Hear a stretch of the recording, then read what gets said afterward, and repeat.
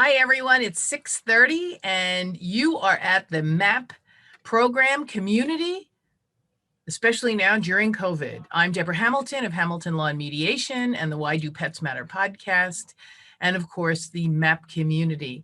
I'm so glad all of you are here. And today is going to be a special day because I'm going to check in with all of our regular attendees. And then I'm going to talk a little bit about address the needs of the pet and the publish, because as everyone knows, there are 4 pieces to the MAP plan: make a plan, address the needs of your pet, appoint caregivers, and publish what you've done. And during this week, it has become incredibly clear to me that this is a process needed more than ever, with people in relationships not making a plan for their pets. In fact, I spoke to a girl, was interviewed by a girl who is publishing an article on divorce. And she said, wow, I'm in a relationship with my significant other, and we have 2 dogs. And I said, well, make the plan now while you still like each other. How are you going to share those dogs if at a later date you don't necessarily like each other? Because unfortunately your pet doesn't hate your ex. So make sure you make that plan. It will really serve you well, because the emotion of breakup will not color how you really support your pet living a full life going forward. Either you can decide at that time, well, if something happens, you take the dogs because they love you more, or whatever.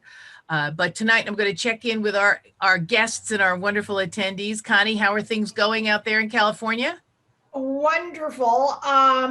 I have a hard stop in a half hour because I will be taking young Mr. Casey to handling class to get him back in gear. I think I mentioned that last week we had entered our first show in 13 months, and that's coming up in 3 weekends. So he's got to get back in the saddle, as it were. And other than that, everything is pretty normal out here. Oh, good. Good. And it's interesting because I was just speaking to someone who is going to be doing the videography of the soft-coated Wheaten Terrier National, who's an Irish setter person. Ken Davis is an Irish setter person, and he's been doing your videos for 4 years now, I think. I will have. In fact, he was in the tent when the last time I was back in 2019, when Grammy Bammy, my oldest, who turns 11 on Saturday, received her Wheaton Ambassador of the Year award for her therapy work with kids in LA City and county libraries as a reading dog. And it was pouring down rain the day of the specialty, of course. And the videographer was really the only one who was happy because he was under a big easy up. Oh yeah, he's the only one that was happy. Nobody else was. He's been happy at a lot of shows when the sun is out too, because he's under the easy up all alone. Right. The only thing he always says is, I just have to remind people that there's a recording. Mm-hmm. So when they walk by and say things that are not necessarily nice, they need to know it's going to be on tape. So good for you. Susan, how's everything going? Are you getting a little bit further on the plan? You know, I did halt a little bit this week because I'm interviewing dog trainers right now. Good for you. Well, I think I mentioned to you, Maggie has a little bit of a behavior issue going on, and I wasn't used to that with my other 2 dogs. They were really, especially Lars, who was show quality. I mean, his behavior was impeccable, and Maggie, unfortunately, is, I don't know.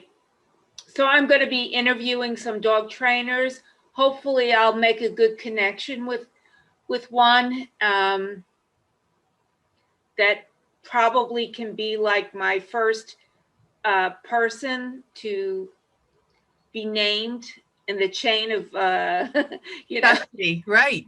Yeah. So I'm working on it, and I'm worried that Mr. Rugel is never going to reach out to you because that's okay. That's okay. We'll just hand it to him to put it in, and then he'll reach out to me.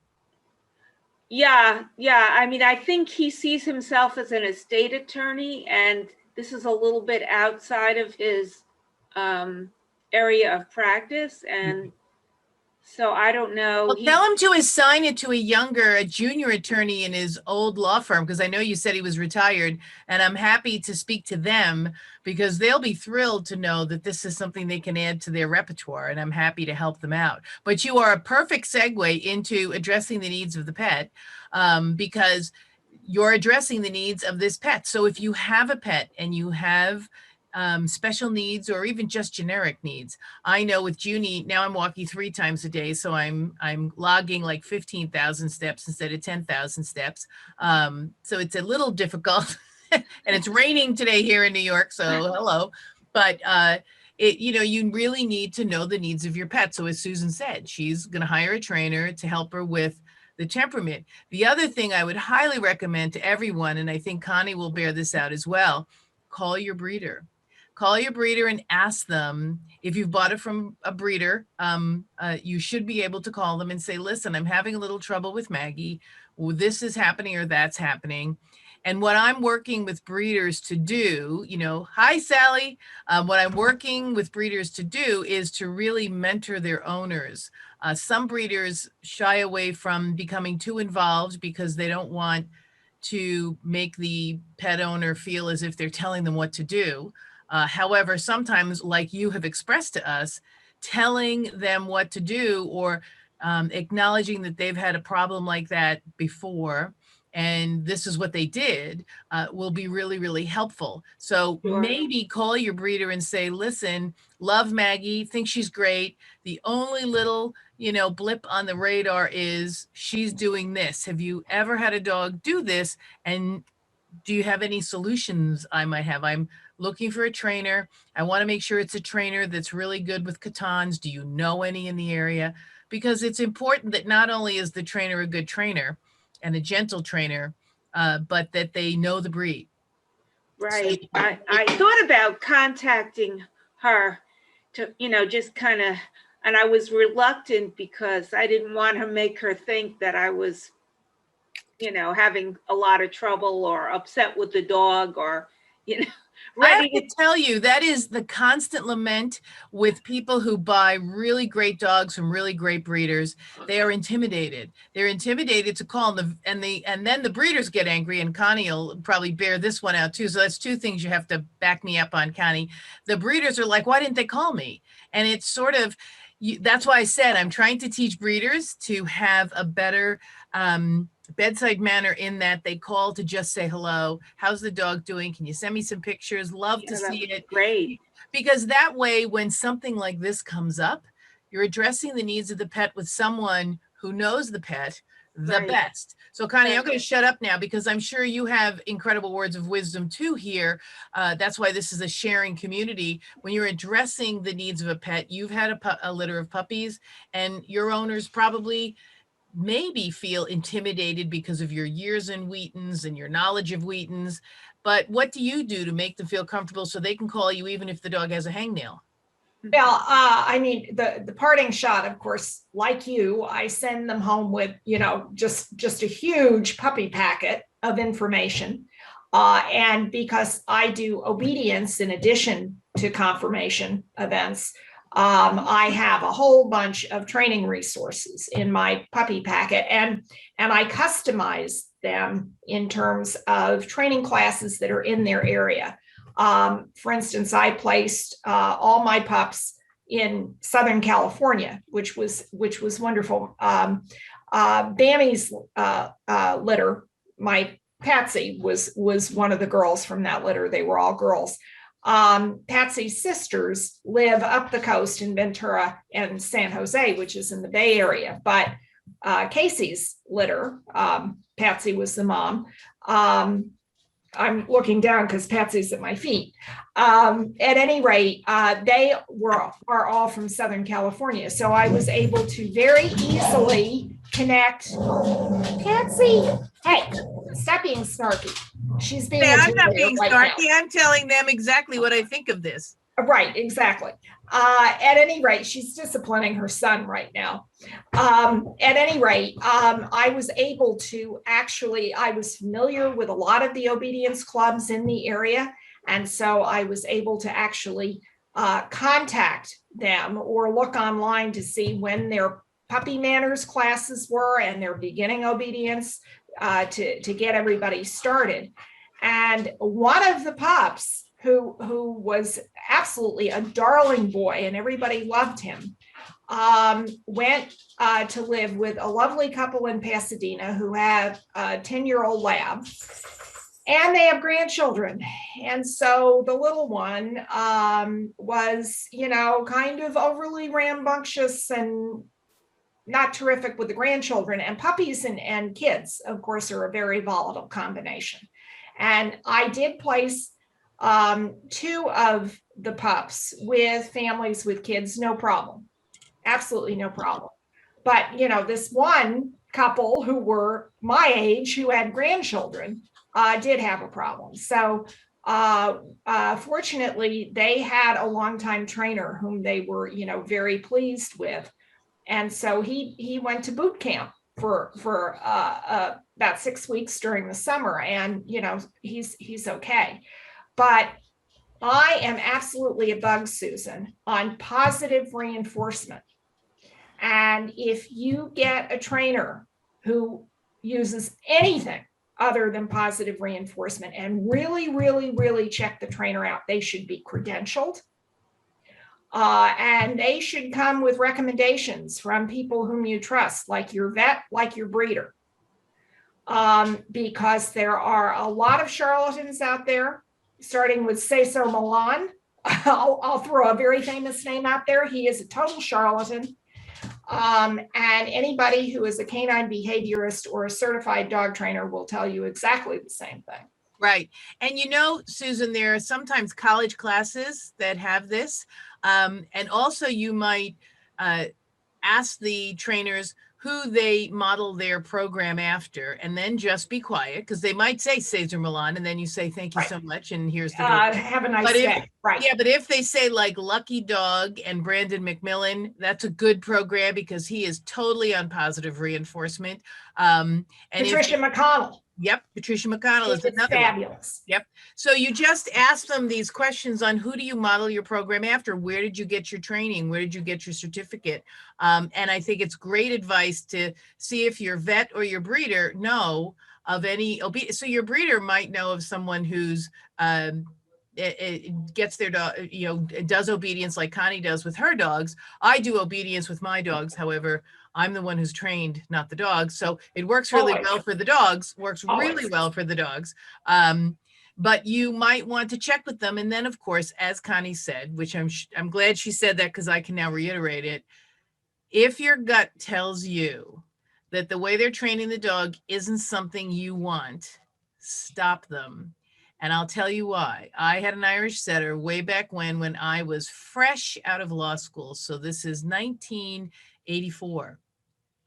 And I went to the Volhard camp of dog training. And my dog was such a reliable retriever. She loved catching her dumbbell. She loved running. She did everything. But they said you cannot have a reliable dumbbell retrieve unless they take it from a sitting position in front of you. So they did and you'll know this, Connie, the choke to open their mouth and put the dumbbell in. Mm-hmm. And in my heart of heart and gut of guts, I knew this was wrong. But some of us, like you said, Susan, you're a little afraid to call, that she's going to think that, you don't like the dog or that the dog's a problem.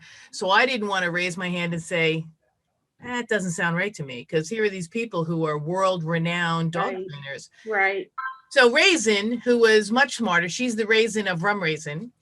She was much smarter than I was. She decided she would never pick up a dumbbell again in her life after that weekend of training. Never, ever picked up another dumbbell, because she said, this hurts. So why am I going to pick this up? So that's why Connie is saying to you, if look for their credentials, and it doesn't matter. Sometimes they're credentialed and they're still a little wackadoo.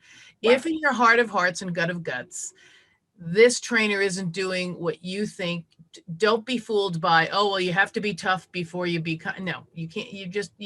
There is an easier way to do it.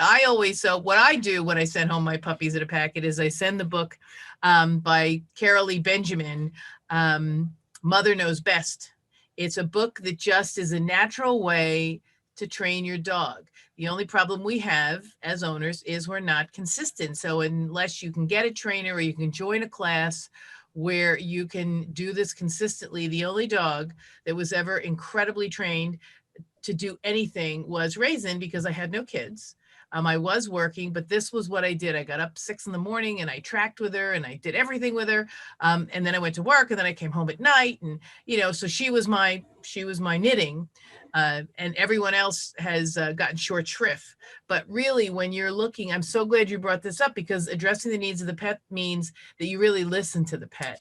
You understand what works for them. And you have to be honest. You can't say, oh, Connie, she's so great with little children, knowing that when the grandchildren come over, that she might take a piece out of them. So it's really important. And I'm so glad that, Connie knew, and her owners knew, to get someone in to help, because it's all behavior, and it's always our fault. I mean, because we didn't, we allowed children to jump on the dog or make the dog feel unsafe, or we used a dumbbell like an idiot. So it is always necessarily something we don't know. It's not that we do it on purpose, but we just don't know any better. So when you're addressing the needs of the pet, that doesn't mean just the food and when they get the heartworm medication. It means Thunder and how they are with other dogs and how they are with other people. It really is the most important piece of the MAAP plan. Well, no, every piece is important. So I have to say that, because every single piece is important. I'm so glad Sally joined us. Sally, how's everything going with Feeny Beanie? Well, of course, she's perfect every week. I mean, really, she's absolutely perfect. And I have to share with everyone that she is the naughtiest dog walking the face of the earth. So, talk about somebody who needs obedience. That would be one of them. Well, actually, it's funny. I was coming back. I've got a girlfriend in the hospital, and I was coming back from the hospital, and I stopped to get dog treats for her. And I walked in, I said, generally my husband comes and I'm not sure what to get. And the lady comes out of the back. She goes, I've got this one. She goes, okay, we get this much of this treat, this much of this treat, 10 of these, a dozen of these, and then a toy. I go, we're kind of in a rush. I'm going to get all the treats because I know my husband has to come back to select the toy. Yes. But it's interesting on the topic you're talking about. We have a neighbor, and she hired a dog trainer, and it was a big disaster. The neighbor and the dog trainer, I assume both were, but then I called animal control and I spoke to the chief officer and I said, can you recommend a trainer? It was the exact trainer she had. And I said, what do you think happened? I go, she is a bit of a type A and screams and yells and can only lie down to train the dog. And they go, she's the best trainer in our town. It's not the trainer. This is the owner. And I go, yeah, okay, I get that. It is, that's the other piece. Not only does the dog need to feel comfortable with the trainer needs to feel comfortable with the owner, and the owner needs to feel comfortable with the trainer. I actually recommended Sarah Hobson, who has a wonderful website, Susan. Sarah Says, I think I gave this to you before, but it's worth repeating. Sarah Says, and she has all sorts of videos on how to train your dog yourself. But she actually came in person to train the dog across the street because, like you, this woman has a son who has special needs, and she wants the dog to be appropriate for this child. And it's a little smaller than a Katan because it's a Shih Tzu, but still white. So and it's an all white Shih Tzu, right? No, it's a Maltese. Sorry, so that's why it's all white. It's a Maltese, and she could not. She said it's not that we didn't know what to do, it's that we didn't know what to do consistently. She said, and that's why she's a really good dog now, because when you have somebody there to support you, when a dog needs a little extra TLC to get over the hump of teenageship or old, you just really need to get somebody in, and it's not a failure. So first out of the box, let the breeder know. I swear to you, if I had a dime for everyone who won't call their breeder because they don't want the breeder to think that, they don't know what they're doing, we give our dogs to people, and some of us follow up gently so that no one feels adrift. And others of us say, hey, it's your dog, you're on your own, and raise it the way you want. And that's fine too. It just doesn't give the owner that ability to check in and make sure they're doing what's going to be beneficial for that breed of that dog. I'm And the sure big she'd be thing- more than willing to help me, you know, that's, Yeah. So just let her, Susan. Absolutely. And the biggest thing, Susan, and Deborah hit the nail right on the head. You have to know your breed, and you have to make sure your trainer knows your breed. Absolutely. Let me give you an example. Wheatons were purposely bred in Ireland to be the poor Irish Catholics, probably in my ancestry. We had Wheatons, all around farm dog. That meant being the guard dog, bagging the family dinner, so it has sporting instinct, but mainly it herded cattle and sheep. And so they still have the herding instinct, and in fact we got AKC recognition for that, so they can trial and title. I was in a trial with my boy who did title and herding. He was a fabulous stock dog. He is an angel now, unfortunately. But the judge, the herding judge, was a border collie person, and she used her crook on the dogs. And I didn't care. I wasn't going to have my dog ruined. I didn't care that I might NQ or whatever. I just said to her, please put your crook away. You can ruin my dog. Yeah. Because Wheatons are very soft dogs. In fact, they have the same kind of a herding style as a rough collie. Yeah. And you can ruin them for life if you use any kind of corporal punishment. So because I knew my breed and I knew their herding style, I stopped my boy from being ruined. Right. As opposed to me, who ruined my Irish setter because I thought she was right. So you're absolutely right, Connie. And I'm sorry about the Zoom bomb. That would be Junie.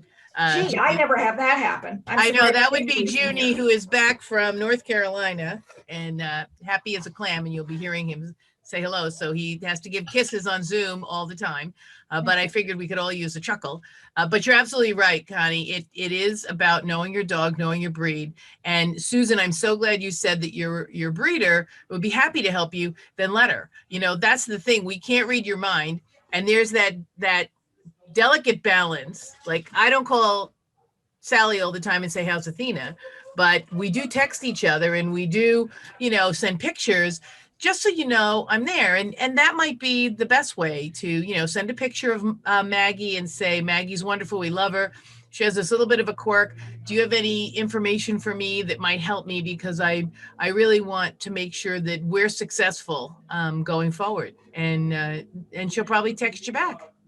Yeah, no, I'm sure she will. And I did ask the trainer, I'm interviewing tomorrow, what her style was, or what, she said they work on developing focus. And I wasn't quite sure what that was, but. Well, that could be a good thing or a bad thing. So I'll step in first, then I'll let Connie go. So my friend, Susan Sullivan, who has, Thelma, who is now Mariah, all she kept saying was focus. It was driving me out of my mind. But she would give the dog a treat and have it focus to her hand or focus to her nose or focus somewhere, so that the dog was always, whenever she was distracted or doing something naughty, she'd say focus, and the dog would stop what it was doing and focus, because it knew, okay, I'm supposed to look at my mom. I'm supposed to see what she's going to do.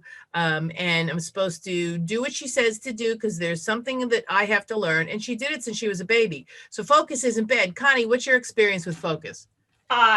Like you, Deborah and Susan, it can be good and bad. It depends upon how the trainer reinforces the focus. Everything should be positive. For instance, clicker training, which you may have heard about, which a lot of people use very beneficially. It's very positive reinforcement. It's just a cute little clicker.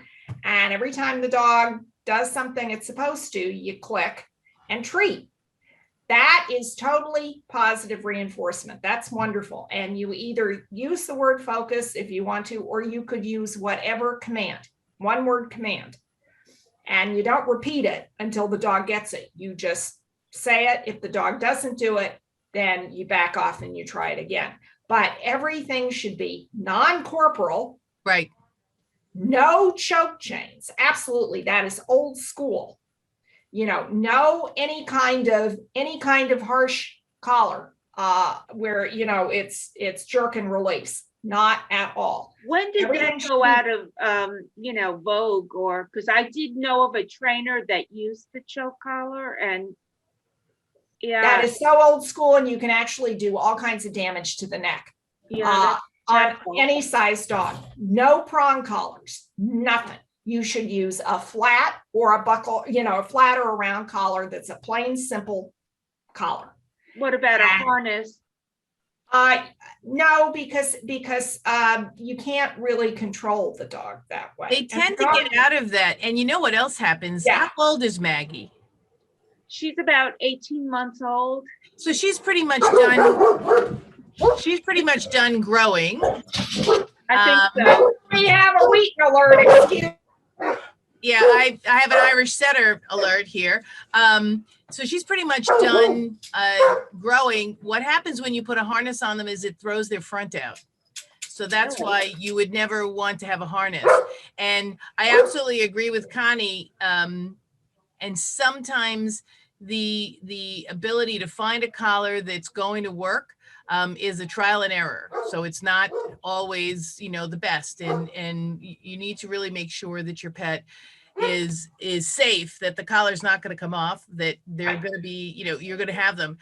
What I said, Connie, was that, you know, harnesses, if they're young, can throw their fronts off terribly. Exactly. Because it really doesn't have them, it restricts their front. So, you know, we as breeders always say no harnesses. But you know what? Sometimes if that works for you and you're not going to show her, then a harness is fine. I mean, Well, no, I'm glad you mentioned that, because actually the breeder, when we picked her up, gave us a harness. And so I just assumed that was the preferred way of doing well, it. it might be for Catons. You should ask her. I know. So I will tell you that when my puppies are very small, I will put them in a harness for, you know, the first, you know, week or two to get them used to lead training. And then I put them on a collar just so Okay. that they're not choking themselves. Because sometimes, Connie will probably agree, they can throw a fit the first time on the end of a leash. And even if you have a buckle collar on them, they can choke themselves to death.